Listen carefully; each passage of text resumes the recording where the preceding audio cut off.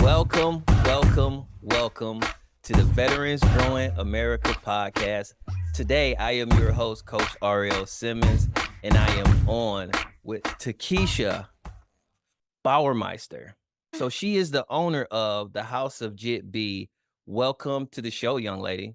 Thank you so much for having me on.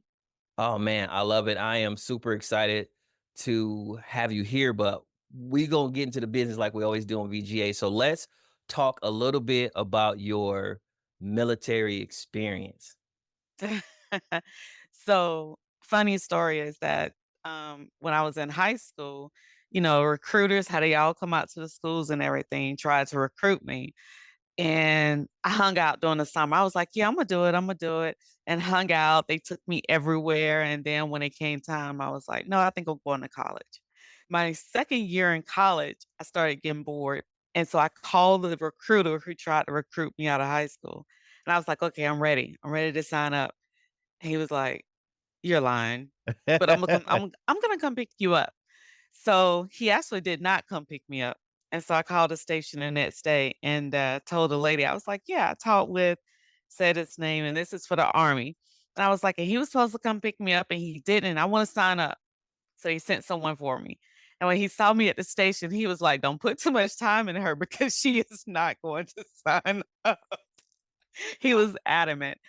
But long story short, I did sign up, and it was 5 days after my birthday in February '96. And because I was in my second year of college, I was finishing up that I think it was in May, and I went into the delayed entry program. And so once I finished school that summer, I left in August for military police. My first duty assignment was at Fort McClellan, Alabama, so I was there for basic and AIT. And the dream of all dreams for my first assignment was in Hawaii. Love it. So 12 and a half years later, but I also reclassed after I think it was 5.5 years. I reclassed to counterintelligence. And that's where I finished out my time with my last assignment being at MacDill Air Force Base at US CENTCOM when I came out of uniform. Oh, I love it. I love it. And so tell me a little bit about how your military experience influenced you as an entrepreneur. Being able to socialize in any environment. One of the things as military police, you engaging in conversations with people, whether you're pulling them over and trying to get them to talk to you and you trying to figure out if you smell anything. So you're engaging in that part of the conversation, or people will come through the gate. But being able to adapt in any situation and not being a stranger, people not being a stranger to you, you being able to talk to anyone. And that's one of the biggest things that I found being an entrepreneur is that you can't be in a shell. You literally have to talk to people because you have to make that connection with them and not just sell them a product. Like you want them to become a regular. You want them to come looking for you. You want them to check in. Do you have anything new? And building that connection with them, you kind of can relate, sending birthday messages, happy holidays, different things like that. And I definitely have to say it came from my military career, being able to just fall in like a chameleon. Yeah, I love it. I love it. Let's kind of get into the business, right? Let's talk about the business. What inspired you to start your own business? That's always one of the questions, like, when we do our intro at Veterans Going America when we're doing our pop-ups, and my story has always been the same. I was doing my own taxes, probably like a lot of people, I would use TurboTax. And one year, 2018, I decided, you know what? I don't know if I'm actually doing this right. So let me reach out to someone. So there was this young lady, she's actually a Navy veteran from my hometown, who I knew was a not just a tax person, she's a finance everything whiz. And she lives in Macon. And I reached out to her and I was like, I don't know if I'm doing it right, but can you take a look? And so she had me to send her like that year, the previous year taxes, and she was going to take a look. She says, listen, I'm going to take a look. And if everything is, you done everything right, then you just keep doing what you're doing. She did it. And she says, you've been filing wrong. And so she says, send me your last 3 years. And so in filing wrong, No, I didn't owe anything more, but they owed me a lot of money back. Wow. And so it was at that point where she said, "As I'm looking at your numbers, you're leaving a lot of money on the table. So, do you own your house?" I said, "No, I'm a renter." "Okay, are you buying a house?" I said, "No, I don't wanna own a house because it seems so permanent." She's like, "You gotta do something. Start a business." I'd never thought about a business. Not it was just work, my kids, my home, whatever. I never thought about being a business owner. And she was like I was like, "So what do I do it in?" She's "Figure it out, but you gotta do something." So I waited a couple of days and I'm like, "What am I gonna do a business in? Like, I don't have time to do a business." And I remember on Facebook, there was a young lady that was talking about a business she was part of, and it was a MLM. And so I reached out. Actually, I went back and watched some of her videos, her lives that she did. And so I went online on her site. It was some jewelry. I ordered some jewelry and then I reached out to her. I said, "I'm signing up. I'm gonna become a consultant under you." And she started trying to tell me about the company. I said, "No, you don't have to sell me on it. Like, I gotta do something. So this is what I'm gonna do." It was real easy. I mean, I didn't have to think about anything. They listed the jury, you pick out what you wanted, and then you just sell it. Real easy. I didn't have to be creative about the jury or anything. And so I did that for, I think, 2.5 years, and it was at the onset of COVID. And then I was like, with this company, I couldn't, if I talked about it on my personal social media, then I couldn't talk about any other business, not even referencing my friend's business. So it was like that one and only. So I didn't like that. And then I realized that I wanted a bigger profit. And then I realized that, hold on a second, I can go on YouTube and figure out how to make t-shirts. I like wearing t-shirts. And all these other things started falling into place. And it wasn't just one thing I started doing, it was like another thing, and my brain would never shut off. My why in the beginning of leaving money on the table changed over the years. And so my business has grown. I didn't stop doing one thing, it's I just added to it. So House of JITB is like a collection of so many things on my website, from jewelry, t-shirts, fragrance oils, from candles and wax melts and room sprays and carpet deodorizers and aromatherapy oils and working on perfume scents. It's so many different things, as well as digital art and people and interactive journals. I started creating those with one of the first ones centered around mental health. But people always ask, "You have a daytime job, you have a career, you have your dogs." I have 2 dogs. I have my 2 sons, they're young adults, and it's always the, "When do you have time?" I don't know. Somewhere between when I'm outside with my dogs and I got my phone in my hand and I go on my notes as I think of things and put it in my notes. When I lay down to go to bed and my brain is still going, I'll take out my laptop and I'll just work on my laptop until my head is nodding over and I'm about to fall over. So then I'm like, "Okay, close the laptop." But that's when I do it and I enjoy it. It is so soothing. I love it. I love it. And just your perspective of creativity, I'm gonna get into that a little bit, but give me your elevator pitch of the House of JITB. Tell me about your business and its unique proposition. What's unique about House of JITB and why I really love what I do is affordable merchandise. It's the merchandise where you're gonna put some money into it, but it's not so much that if your dog gets a hold of it or you misplace it or you rip your t-shirt or something that you think about, "Oh my goodness, I paid this much money for that and now it's a waste." Always affordable fashion is exactly what came to mind and why it started and why I love it still because of me. Like me, if I'll lose an earring and then I'm like, "Oh, hold on, I'll just grab another pair because I only paid this for it."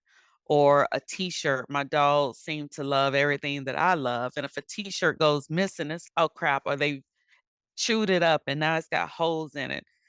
I don't put much thought into it because one, I can just go downstairs and make another t-shirt. But if that's a client and it's the same thing, I can replace things. I think that's the best part. And I always start out with is that everything is affordable. And yeah, that's my whole thing. Affordable merchandise, affordable products, and almost everything seems to complement something else. Let me ask you this. So we kind Mhm. of got into your love to be able to just kind of create. How has your ability to be creative in your workspace allow you to flourish in your business? So my workspace as in my career job, mentoring. I mentor a lot of people. I have a lot of people who wanna come work for me, and as I change position, it's, "Hold on, I wanted to come work with you." These are people that I don't even supervise. These are people who have just seen my name in emails, or they've talked with some of the people that work for me. That is, "Hold up, you don't find many leaders like that." I do the same thing in my business. People will come through, whether it's at Veterans Going America or they'll see you on a Zoom call and they hear you speak, and then they'll reach out to you. Many people reach out because they'll say, I have this one idea, but I don't think that's enough. How can I add to it?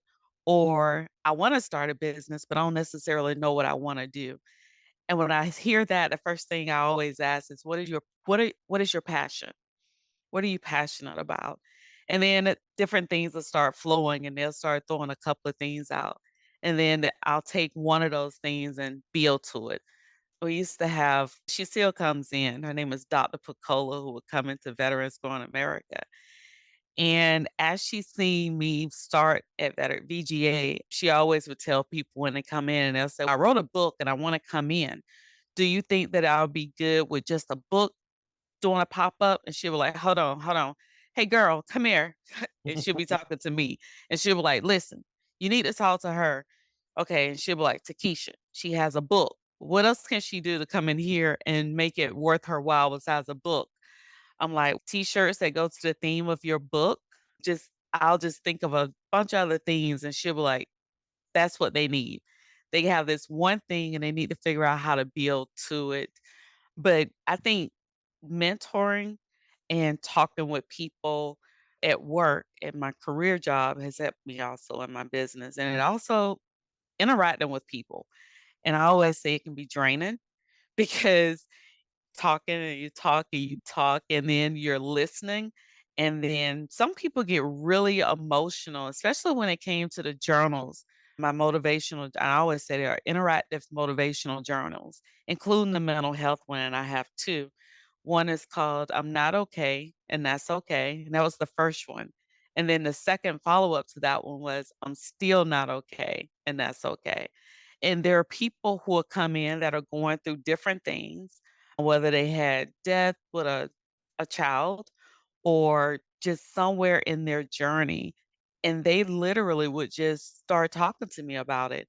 And then they'll be in tears and I'm fighting back emotions and it's a connection, but at the same time, it's like really draining because it's almost like you're taking on their emotions.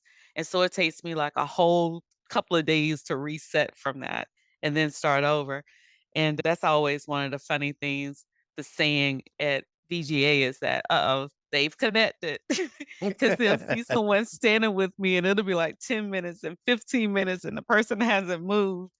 And then when they finally go to the next table, Donnell sometimes will come over and be like, "Are you all right?" Because when that person is like, they'll talk and then you listen to them. And mainly that's all it is little talking that I'm doing, and it's more of just listening. And that seems to be a big thing for a lot of the people that comes through. Yeah, absolutely. That's the power of an empath. I'm an empath as well, and some days it's good, and some days it could be heavy. Yes. Yeah, it's the gift and the curse. So tell me a little bit about some of the challenges that you faced in business and how have you overcome them?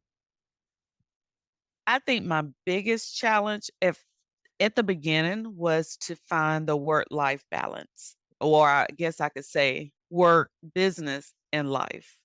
Because you find that as a business owner, and I always tell people, don't let the internet fool you that it is being a business owner is not for the weak because you are continuously going. If you work a Monday through Friday job, you may do your 8 hours there and you come home and now you got to put into your business, especially if you make your products and it's not just going online to put in a new order for things to come in. When you actually make your products, that's a lot of time. It's very time consuming, and depending on what time you start your morning for work, like for me, my alarm is at 04:30. So I would love to be in bed by 7 or 8 o'clock at night, but sometimes you can't because if you don't make your products, how are they gonna get made? And you're not gonna have anything to go vend for that weekend. You're not gonna have anything for people to go to the website and order or reach out to you and say they need this. You're not gonna have those things if you don't make it.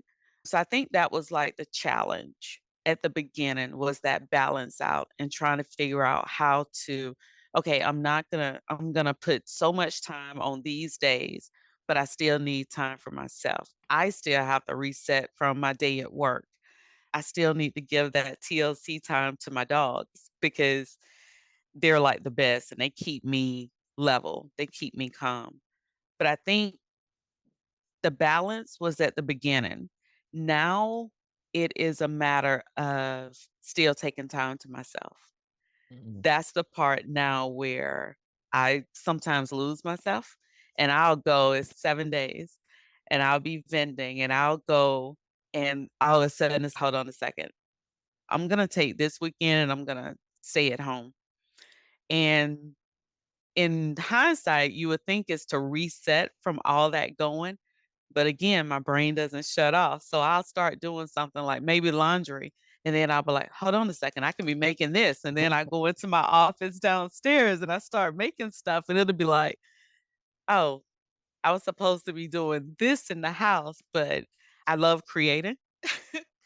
I love whether it's the scents that go into the candles, like, just before this, I was downstairs working on some aromatherapy oils and some perfumes, and I was like, "Oh, okay, I gotta get ready to set up for the Zoom," and it's like I stopped, and I only did my plan was to only do so much, and then tomorrow I'll do another piece, and the next day I'll do another piece, but that was, like, the first time I actually stayed on a schedule to, "Okay, you're only gonna do these and you're gonna stop."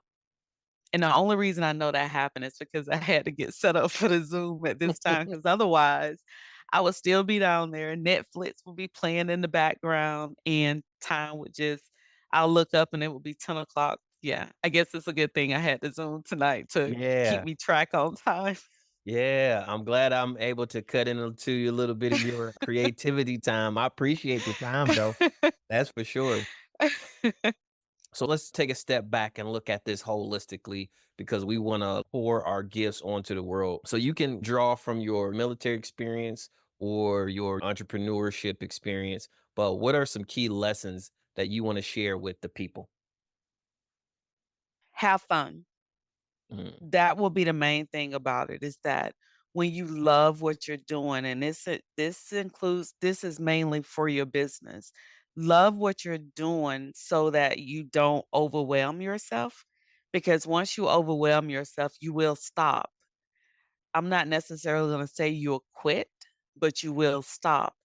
And then the thing about it is that when you connect with customers, they continuously look for you, whether it's your products, whether it's to ask you questions, they're gonna ask you whether you have something new.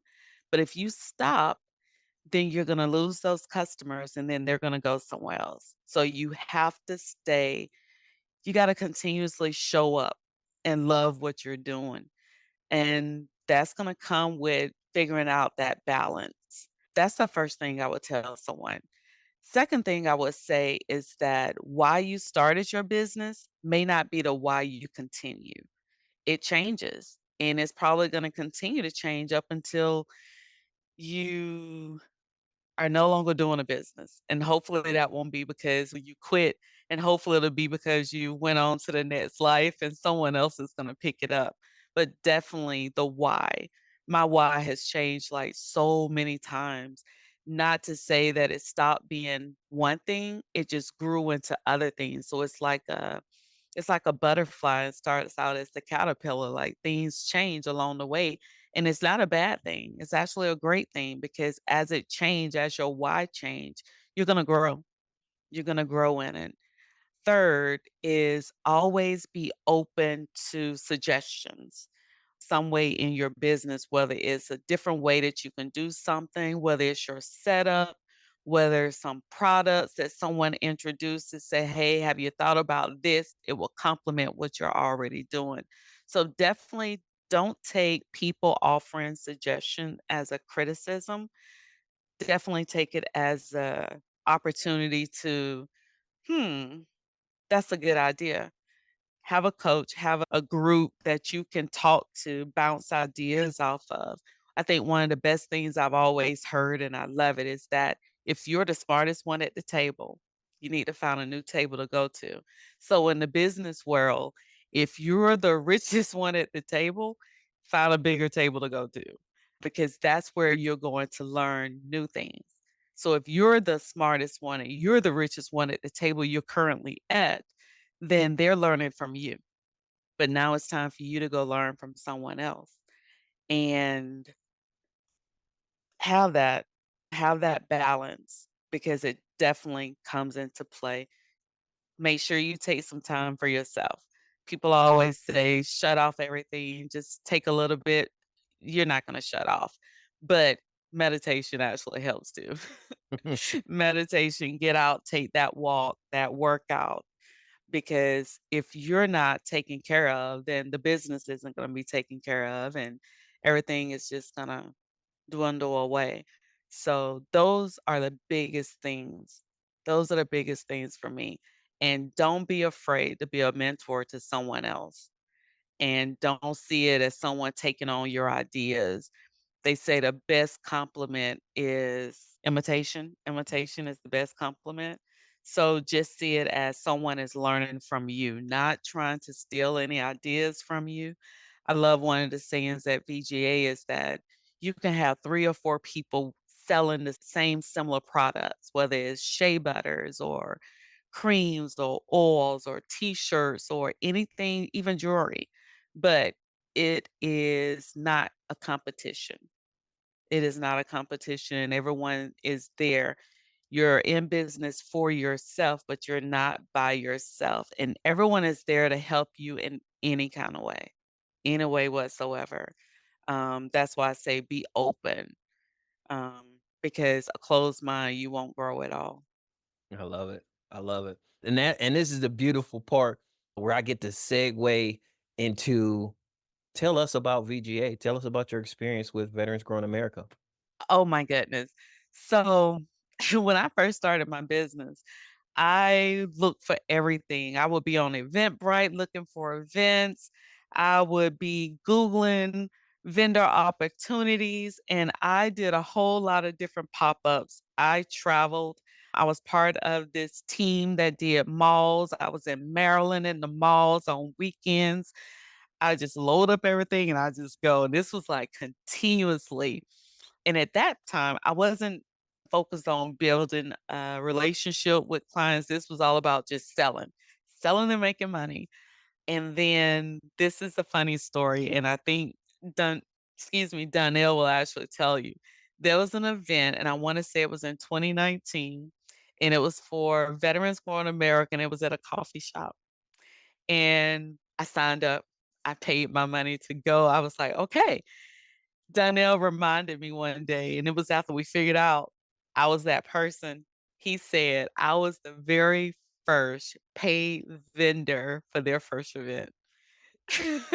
That's I didn't sh amazing. so I didn't show up to that event because the Oh, day of the event, I woke up with a migraine, oh, and I sent a message to Donnell, and this is the funniest part, and I reminded him. I sent a message and I said, "Unfortunately, I'm not gonna be able to show up. I have a migraine." And he replied, "That's very unfortunate because there was many people who wanted to show up to this event and I had to turn them away." And so I never responded off of that. And so fast forward to 2 years later, I think it was, and one of my friends, her name is Crystal Ellis, a Marine veteran, she went to a pop-up at VGA, and this is when it was only the weekend. And so she was like, "Okay, I'm gonna go, and then I'll tell you how it is." I was like, "Okay." She went, she told me how it was, and so I signed up for a weekend to go there.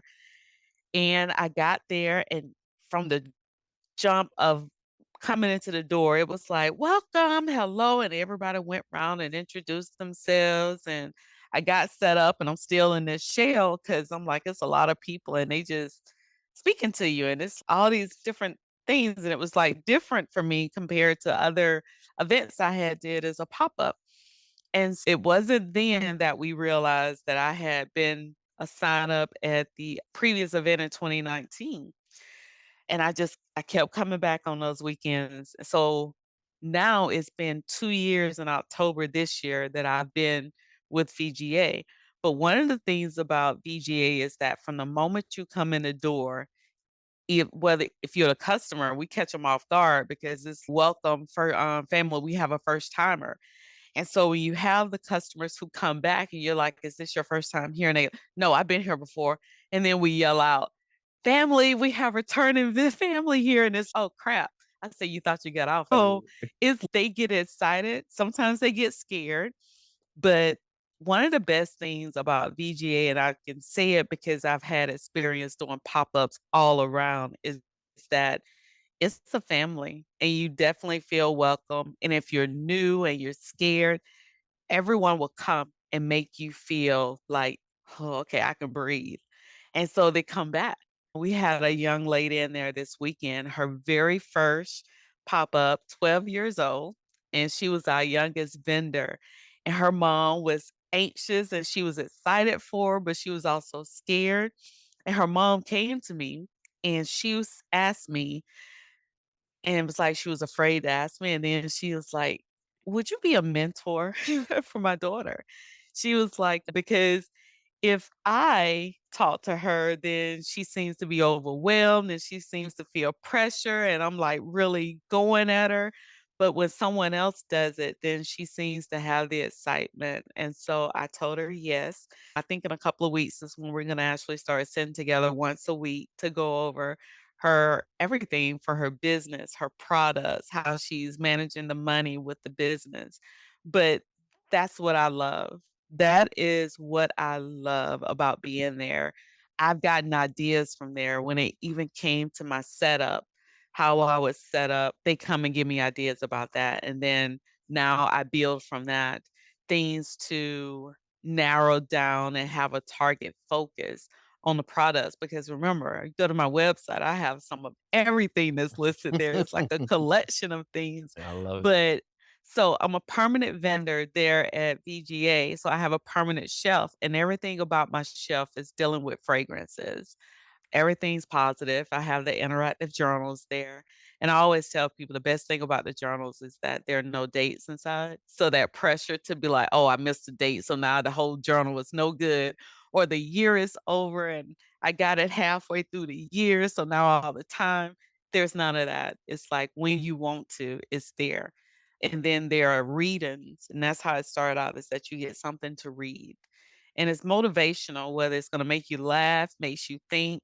Hardly ever will it make you cry, but sometimes it's a mixture of all of it. And then there's a check-in page. And after the check-in page, and that is pretty much, "How's your day going? Did you drink your water today?" Different things like that. And it's almost like the prompt to get you to your reflection page. And there's only one page. There's only one page to reflect on. And I remember someone told me, "I need more pages because this one just isn't gonna do it." And I'm like, "No, reflection is only for that day. It's not about what happened yesterday. It's not about what's gonna happen tomorrow. It is literally only for today." And I'm like, "So if you got more to write to than one page can do, you probably done had one of them rough ones and you need to hit the reset button and start all over." But yes. Yeah. Like for me, I reflect when I'm driving home. Some people they save it to the end of the day. And so that's where the one page actually comes in. I love it. I love it. I love it. Hey, so let's do this. Let's tell the guests where they can find you, where can they get a hold of your products, how they get a hold of you on social media. Hey, this is shameless plug time. Let's hear it. So I actually have on Facebook, I have a business page. On Instagram, I have a business page. On TikTok, I have a business page, and I'm also on X. And you can find me under House of JITB. That's JITB, all one word, on all those different social medias. For my website, you can go to www.takishabauermeister. No, I'm sorry, that used to be it, and then we realized that it's a better way we can do this. So it's actually www.houseofjitb.com.